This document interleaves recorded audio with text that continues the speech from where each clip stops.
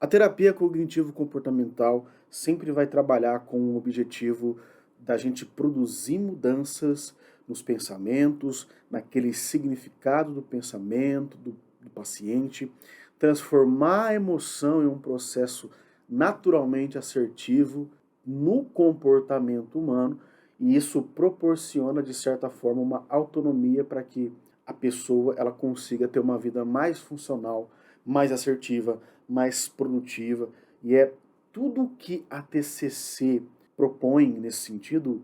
Nós temos testes, nós temos artigos, nós temos estudos onde a gente vê comprovadamente a eficácia de uma abordagem terapêutica psicológica baseada em evidências comportamentais, análises, críticas, neurociências, onde nós vamos empiricamente, dado a tantos transtornos psiquiátricos e mentais, trabalhar para mudar então a perspectiva de algumas afirmações do pensamento, do comportamento e do sentimento que desestruturam as pessoas. E é nesse sentido então que a cognição ela é a função que nós temos da nossa consciência. É a função da consciência que está relacionada às deduções feitas por aquelas experiências que nós temos ao longo da vida. E a partir dessa mesma cognição, por isso que cognitivo, é que a gente pode sair ou manter em determinados transtornos. Sim, em determinados traumas, como as distorções cognitivas elas fazem e nos manter também em determinados comportamentos. Sendo que, como nós sabemos, os nossos, melhor dizendo, pensamentos, eles moldam a gente. Eles produzem, consequentemente, sentimentos que muitas vezes não são reais, como é o caso da distorção, que faz a pessoa ter uma interpretação onde ela deveria fazer sempre o melhor, que gera uma grande fonte de autocobrança, uma grande fonte de disfuncionalidade, tristeza, mal-estar, não deixando essa mesma pessoa aceitar as coisas como simplesmente são. E é dessa distorção que nós vamos falar aqui hoje. Mas antes de continuar, eu já peço que você curta, deixe o seu like, compartilha, comenta aqui o que você acha deste vídeo, né, dessa distorção, porque quando você faz isso, se inscreve, tudo, você está me ajudando a ajudar mais e mais pessoas através da TCC, das comportamentais e das neurociências. Como a gente sabe, as situações é que demandam as nossas interpretações dado aos pensamentos e sentimentos que nós temos, né? Mas essa distorção que nós vamos falar aqui hoje, ela gera um sentimento de absolutismo. Tem que ser daquela maneira, tem que ser concreto, é quase um tudo ou nada mesmo, né? O que corresponde mesmo a fatores, sentimentos de negação, onde a pessoa nega, vai negar a realidade, vai negar a própria experiência, onde a pessoa não consegue não aceitar uma coisa que não deu certo, aquele casamento que não deu certo, que os erros nunca podem acontecer, que a pessoa é errada ou que as pessoas são erradas e que sempre é necessário ela dar o melhor de si mesmo, já tendo dado esse melhor. E essa perspectiva de necessidade de dar o melhor de si, aqui já é distorcido.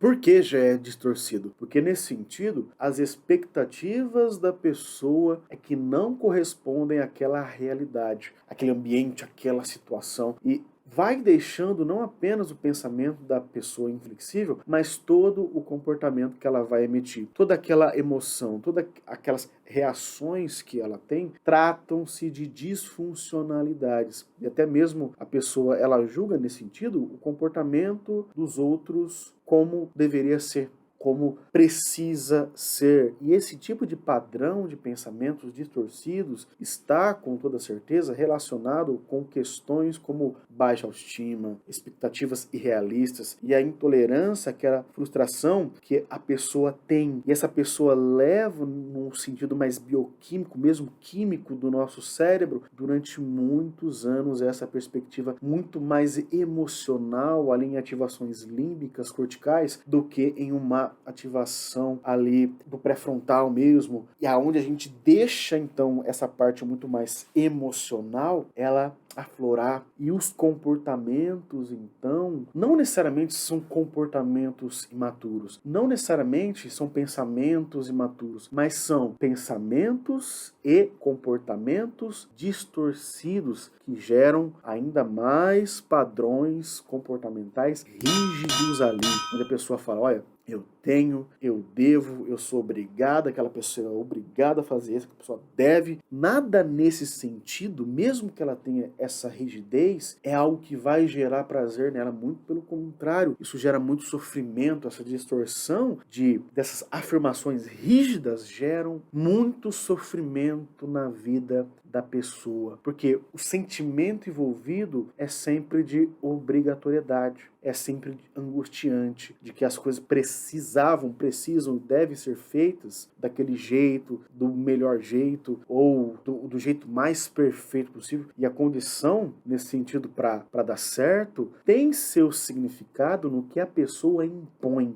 para dar certo. Ou seja, você vai ter que fazer tal coisa. Você fulano aqui da família, tio ciclano aqui, ó, tio Jaiminho, tia Florinda, você vai ter que fazer tal coisa. Você precisa fazer tal coisa. E isso gera, de certo modo, um afastamento. E esse afastamento gera uma angústia na vida das pessoas. Gera um afastamento familiar, de amizade, trabalho, filhos, né? A gente vê muitos pais que têm problemas com os filhos, mas na verdade o problema realmente é a distorção que o pai tem para com o filho. Uma ótima ferramenta, então, nesse sentido, para amenizar essas distorções, porque são várias, né? Mas nós temos mais essas afirmações rígidas, está voltada para a escolha das metas que a gente tem que trabalhar, que a pessoa tem que trabalhar diariamente. Por quê? Porque isso ajuda na compreensão cognitiva. O que eu penso sobre aquele pensamento? O que eu penso sobre aquele comportamento? O que eu faço, então, quando uma pessoa não faz aquilo que eu quero ou aquilo que eu acho que deveria ser? Por isso que um dos planos de tratamento para baixar essas afirmações rígidas é você usar um contraponto com os dados da vida do paciente ou com a sua vida. Aquilo que você faz, você tem que colocar isso numa perspectiva prática, com comportamentos práticos que já foram realizados, aquilo que eu já fiz, que eu faço, que eu consigo, que eu não consigo, que deram realmente certo. Por quê? Porque o problema da distorção é a gente não levar em consideração as metas que nós já fizemos, as metas já atingidas, porque isso com o processo de descoberta guiada, como eu estou falando aqui, né, ajuda, auxilia na tomada de decisão de novos elementos, de coisas que alteram até ali a fisiologia mesmo química do seu cérebro, onde você era mais ansioso, onde você era desproporcional para aquilo que você pensava. E essas decisões novas, feitas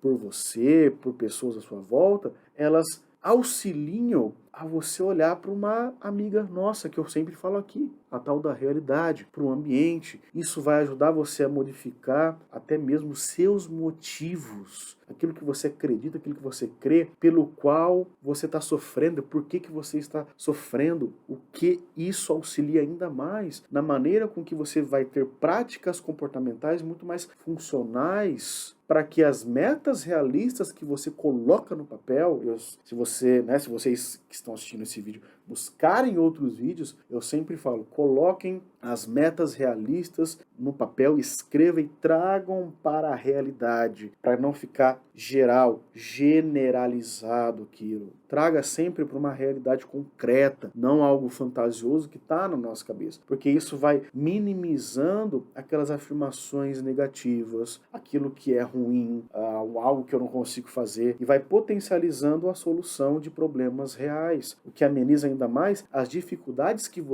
uma pessoa tem, dado a uma objetividade, a uma situação, a uma pessoa. Você traz isso não para algo rígido, mas para algo flexível. E quando você traz para algo flexível, isso que está ao seu alcance, você cria novos padrões químicos ali, nova circuitaria cerebral, modificando o seu comportamento, moldando o seu comportamento. Você não necessariamente vai buscar as falhas, mas você vai colocar as realizações no presente. Novamente, moldando a maneira com que eu percebo, interajo e sigo a minha vida em frente. essas distorções elas são amenizadas, porque nós não alimentamos uma crença disfuncional que é, por sua vez, alimentada por essas distorções. Então não seja rígido, muito pelo contrário. Seja flexível, mas não muito mole. Nossa! Na verdade. Porque assim você vai ter uma saúde mental e não terá mais tantas distorções como nós estamos falando aqui. Certo, pessoal? Então eu agradeço por mais um vídeo, vocês estarem aqui comigo.